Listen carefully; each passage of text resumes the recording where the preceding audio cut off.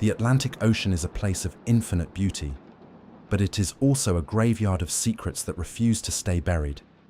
For centuries, sailors have whispered stories of phantom vessels and cursed voyages, but one name stands above them all, a name that has become synonymous with the ultimate mystery of the high seas, the Mary Celeste. Imagine the scene. It is December 5th, 1872. The crew of the British ship Dei Gratia is navigating the cold, choppy waters between the Azores and the coast of Portugal.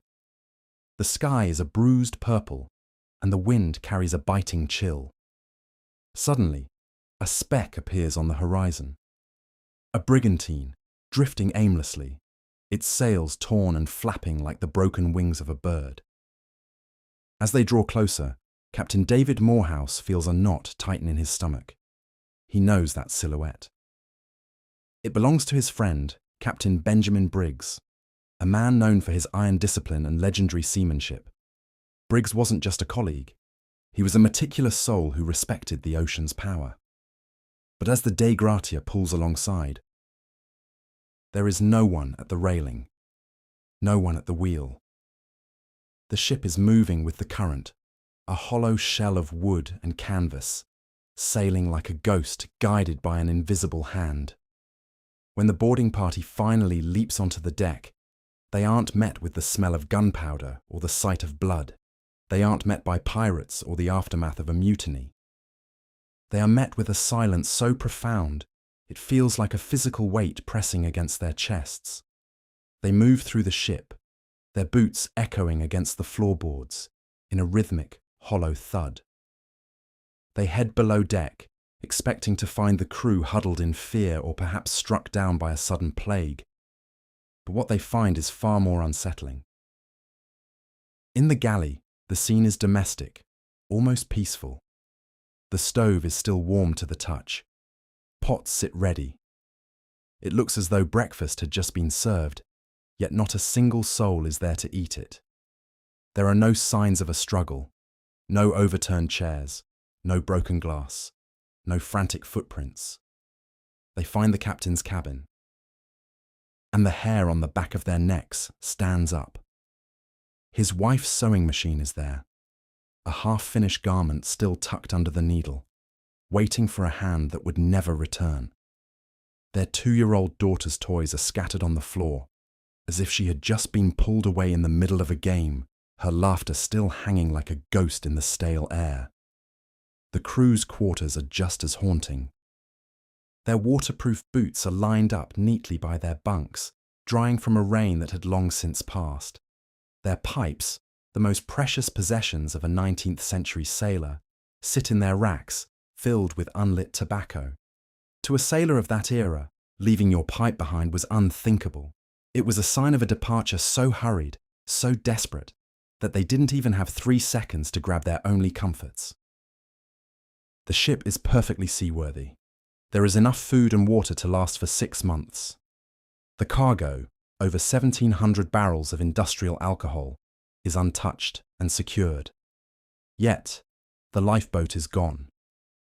The captain's chronometer and navigation papers have vanished, and 10 human beings, the captain, his wife, his infant daughter, and 7 experienced, toughened sailors, have simply evaporated into the Atlantic mist. What could possibly cause a veteran captain like Benjamin Briggs to abandon a perfectly safe ship? To a sailor, the ship is life. The ocean is death. You only leave the wooden sanctuary of your vessel if staying on it is more certain to kill you than jumping into the hungry black abyss of the Atlantic. Think about the sheer terror that must have gripped them. Did the barrels of alcohol leak, filling the hold with invisible, explosive vapors? Perhaps Briggs, smelling the sweet chemical sting in the air, feared the ship was a ticking time bomb. In a moment of pure, blinding panic, did he order his family and crew into the small lifeboat, trailing behind the Mary Celeste by a single rope, waiting for the air to clear? And did that rope, their only umbilical cord to survival, snap during a sudden swell, leaving them to watch their sanctuary drift away, slowly becoming a dot on the horizon, while they sat huddled in a tiny boat in the middle of the world's most unforgiving ocean? Or was it something more violent? Did a rare, massive seaquake erupt from the ocean floor, sending a shockwave through the hull that felt like the ship was shattering into pieces? Imagine the sound, a roar from the depths that sounded like the world ending, convincing the crew that the Mary Celeste was sinking beneath their feet. Then there are the darker whispers that have persisted for over a century. Mutiny, a secret stowaway hidden in the cargo who emerged like a monster in the night. Or perhaps a collective madness, brought on by the isolation and the strange rhythmic groaning of the ship's timbers. But here is the most chilling detail. The last entry in the ship's logbook was dated November 25th, 10 days before she was found. It was a routine report. No mention of storms, no mention of fear, no mention of a leak. For 10 days, the Mary Celeste sailed herself across hundreds of miles of vast, empty ocean, navigating the currents and the winds with no one at the helm. To this day, not a single body has ever been found, not a single shoe, not a single scrap of the lifeboat, not a single message in a bottle has ever washed ashore on the coasts of Africa, Europe, or the Americas. They didn't just die, they were erased from the fabric of reality. As you look out at the horizon tonight, let your mind wander to that empty deck. The Mary Celeste was eventually brought back to port, but she carried a shadow with her.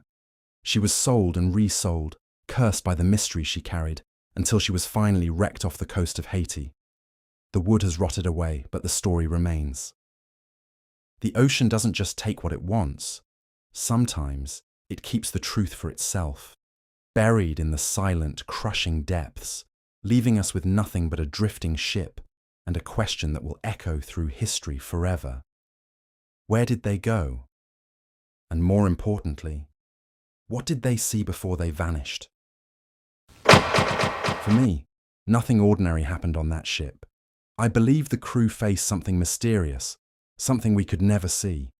Perhaps they saw something so terrifying that it forced them to flee, or maybe something vanished with them. Some people think a massive wave or a gas explosion forced them to abandon the ship.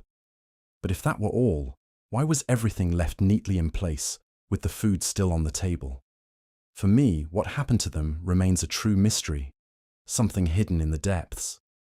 We can only imagine it, but no one will ever truly know.